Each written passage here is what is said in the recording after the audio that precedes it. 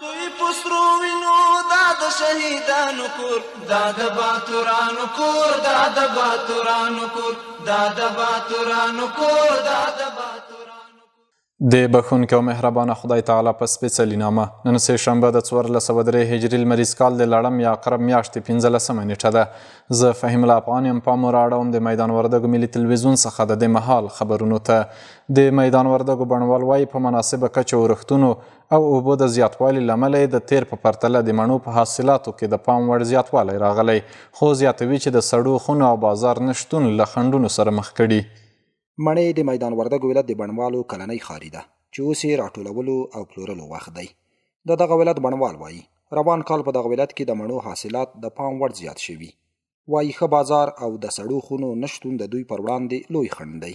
بازار په تیر کال ته حاصلات ښه دي، ښه او بازارونه خراب دي. په نظر پر اوس کال ته سکه بازار ډیر خراب ده، اصلا خریدار نشته تر اوسه. دا ګوره په باغو کې هر سړي خرید کړي دي، د لواجه چې خریدار نشته، نو چې خریداران نشته بازار خراب ده، حاصلات ښه وسکه. تجاران په داسې باید سړی نه غواړي چې بالکل دهقان ته هیڅ هم نه جوړیږي پکې، نو باید دولت دې ته داسې یو سړی خونې جوړې کړي او باید نورو ملکونو سره تنها په پاکستان باندې موږ تاسې باید اکتفا ونه کړو، باید موږ تاسې همسایه هیوادونو ته نور مڼه هم انتقال سي. تنها مڼه نه مونږ نور میوې هم باید نور هیوادونو ته لاړ شي تر څو پورې بزګر دهقان ته یو څه جوړ سي. د موږ مڼې په څه کال باغې ښه عایدات خو بازار ډیر خرابه ده، دومره خرابه ده چې بیخي بې اندازې خرابه ده. موږ د سړک د خدای لپاره سړک په سر باندې مڼه خرڅوو، د سړک په سر مڼه باندې داسې مڼه چې 200 روپۍ مڼه موږ په 50-60 روپۍ ورکوو. دا خو ورور جان موږ ته باید دولت ورور جان یو زمینه مساعده کړي، ورور جان موږ ته هغه وکړي چې د بازار پیدا کړي موږ مڼه. نو موږ خو غریب خلک یاستو، بیچاره خلک یاستو. د دغه ولایت د کرنې اوبو لګولو او مالدارۍ ریاست مسؤلین هم وایي چې روان کال په میدان وردګو ولایت کې د مڼو په حاصلاتو کې تر 10% زیاتوالی راغلی. په وینا یې د بڼوالو غوښتنې او ستونزې پر ځای دي او کوښښ کوي د دغه ولایت مڼو ته ښه بازار پیدا کړي. سږکال د مڼو حاصلات فوق العاده ښه دي، د تیرو کالو په نسبت باندې د 25 نه تر 10% پورې د حاصلاتو کې زیاتوالی راغلی دی. د مڼو او اکثریتو غلجاتو حبوباتو په ټولو کې د زراعتي تولیداتو متاسفانه د بازارونو مشکل تر اوسه تقریبا په خپل ځای دی. لکه پخوا موږ مارکیټ نه درلود، اساک هم موږ د داسې یو معضلې سره مخ یو. په بار مو دا موضوع د مقاماتو سره د کرنې وزارت سره د نورو ذیدخلو ادارو سره شریکه کړي.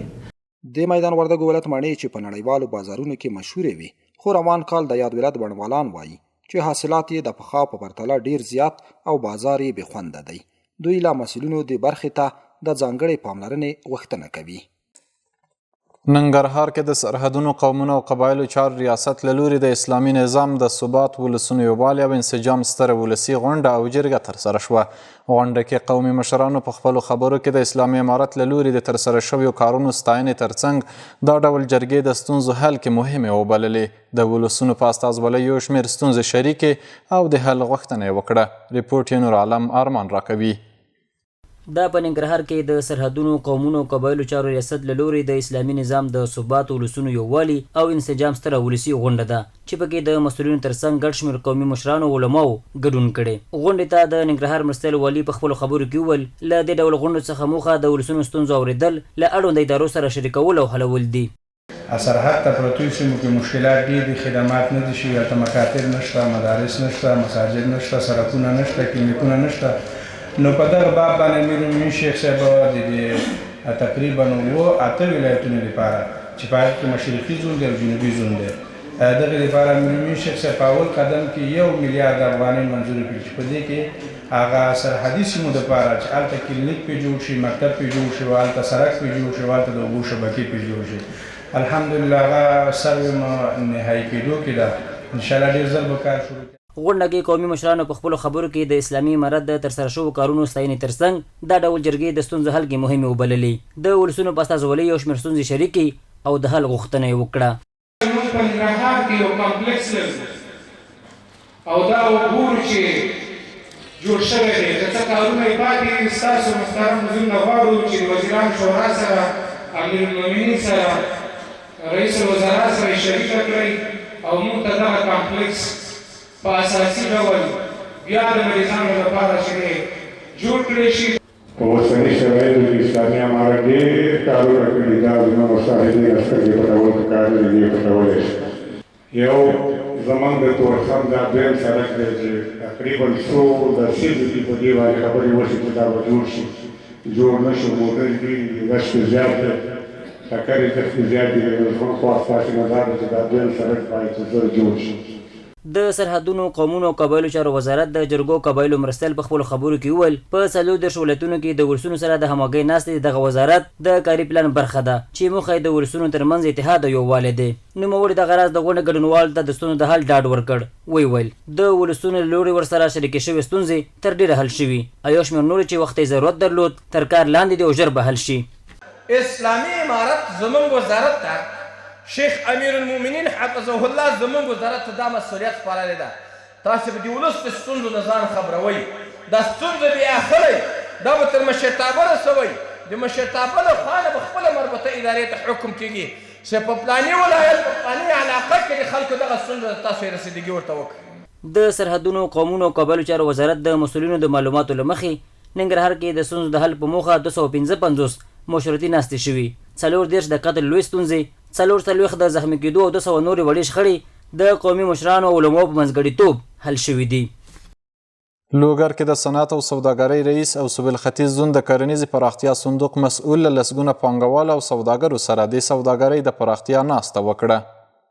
لوګر کې د صنعت او سوداګرۍ ریاست او سویل ختیځ زون د کرنیزې پرمختیا صندوق مسؤلینو له لسګونه تنو سوداګرو، مالدارانو او بزګرانو سره د سوداګرۍ د پراختیا او پرمختګ په نوم غونډه وکړه.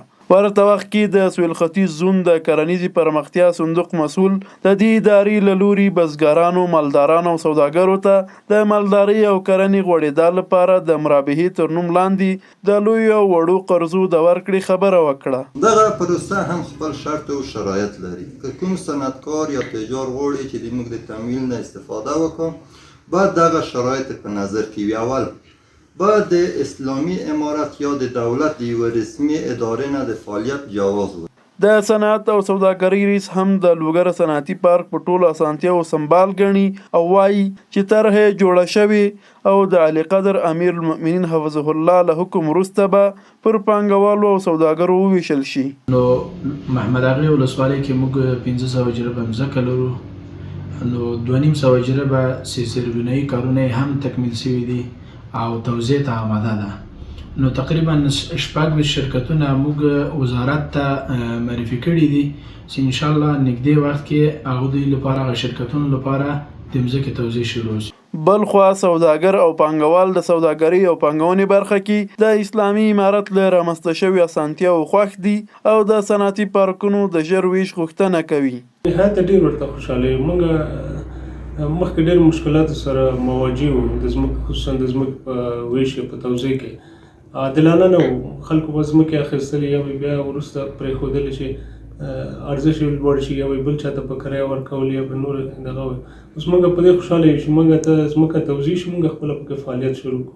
موږ ډېر خوښ یو په داسې یو موقعیت، ستراتیژیک موقعیت چې لوګر ولایت لري، د پلازمینې سره نږدې ده، جنوب خواته هم ستراتیژیک موقعیت لري په لاره باندې، نو اهمیت هم زیات ده. دا ویلو ده چې د لوګر صنعتي پارک د پلازمینې کابل سویل په 10 کیلومترۍ محمد اغې ولسوالۍ کې پروت دی او د سیمې په سوداګریز پرمختګ کې د چاپیریال ساتنې ملي ادارې عمومي رئیس په افغانستان کې د ملګرو ملتونو له مسؤلینو سره لیدنه کړې. د چاپیریال ساتنې ملي ادارې عمومي رئیس مولوي مطیع الحق خالص په افغانستان کې د ملګرو ملتونو له ځانګړي استازي میرمن روزا اوتانبایوا د یونما له مرستیال اندري کاروتواتي او تخنیکي ټیم سره په خپل کاري دفتر کې لیدنه کړې. په دې لیدنه کې د افغانستان د چاپیریالي وضعیت، د اقلیمي بدلون سره د مبارزې او سازښت، د ملګرو ملتونو د اقلیمي بدلون نړیوال کنفرانس COP29 د څرنګوالي او تابعیاو په تړاو هر اړخیزه خبرې کړې دي. مولوي مطیع الحق خالص په افغانستان کې د یونما مشرې ته ښه راغلاست ویلي او د ملګرو ملتونو دفتر له همکارۍ یې مننه کړې چې په دې وروستیو کې له دې ادارې سره خپله همغږي زیاته کړې ده. ښاغلي خالص زیاته کړې د اقلیم بدلون د ناوړه اغیزو څخه ولسونه زیانمن کیږي او د موضوع ته باید لا سیاسي اړخه نه بلکې د بشري اړخه وکتل شي. که موږ په دې برخه کې مشترک قدمونه واخلو نو د عملي اقداماتو لپاره به زمینه برابره شي. د چاپیریال ساتنې ملي ادارې عمومي رئیس د یونما له مسؤلینو غوښتنه کړې چې د چاپیریال ساتنې ملي ادارې سره خپله همکاري جاري وساتي. نوموړي زیاته کړې د افغانستان خلک د تیرو 45 کلونو په لړ کې ډېر دردېدلي دي. موږ او تاسې باید د دغه لوېدلي ملت په راپورته کولو کې له نړیوالو سره ګډ کار وکړو. په افغانستان کې د یونما ځانګړې استازې روزا اتانبایوا ویلي موږ تل هڅه کوو چې تاسو له نړیوالو سره یو ځای کینوو او دا زموږ د اجنډا شامل موضوعات دي چې له تاسو سره به ګډ کار کوو.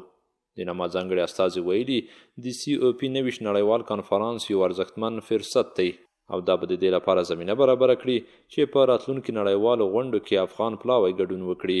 نوموړي ډاډ ورکړی چې هڅه به وکړي ترڅو په دې کنفرانس کې د افغانستان په تړاو ګټورې پریکړې وشي.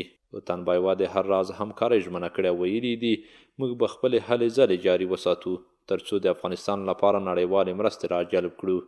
مولوي عبدالکبیر وایي مسؤلین د هیوادوالو پر وړاندیزونو د اصولو په رڼا کې غور کوي. د ریاست الوزرا سیاسي مرستیال مولوي عبدالکبیر د غزني د جاغوري ولسوالۍ له څو تنو قومي مخاورو سره لیدنه کړې. په دې لیدنه کې راغلو مشران او مخاورو په هیواد کې بشپړ امن او حاکم نظام د جهاد ثمره یاده کړې او ویلي دي د امنیت په ټینګښت سره د ولسونو ګڼې ستونزې هوارې شوي دي. د اهل تشیع دغه قومي مخاورو له حکومت سره پر همکارۍ ټینګار کړی او زیاته کړې ده په غزني او په ځانګړي ډول په جاغوري ولسوالۍ کې خلک له سیمه ییزو ادارو سره په تماس کې دي او همکاري ورسره کوي. د یادې ولسوالۍ قومي مخاور ویلي په دغه ولسوالۍ کې د ګڼ شمېر ښوونځیو ترڅنګ دیني مدرسو غوره فعالیت ته هم زمینه برابره شوې ده. دوی د خپل وړاندیزونو د شریکولو پر مهال زیاته کړې د جاغوري یو شمېر جوماتونه د رسمي شي او د حج او اوقافو وزارت د ورته ځینې اسانتیاوې برابرې کړي. مولوي عبدالکبیر د جاغوري ولسوالۍ له قومي مخورو سره په لیدنه خوښي څرګنده کړې او ویلي دي اسلامي امارت خلکو ته د خدمت په موخه وړ کسان په سیمه ییزو ادارو کې ګمارلي دي. د ریاست الوزرا سیاسي مرستیال زیاته کړې د قومونو او هیوادوالو پر وړاندیزونو د اصولو په رڼا کې غور کیږي او امکاناتو ته په پام د ولس د ستونزو د حل هڅې روانې دي.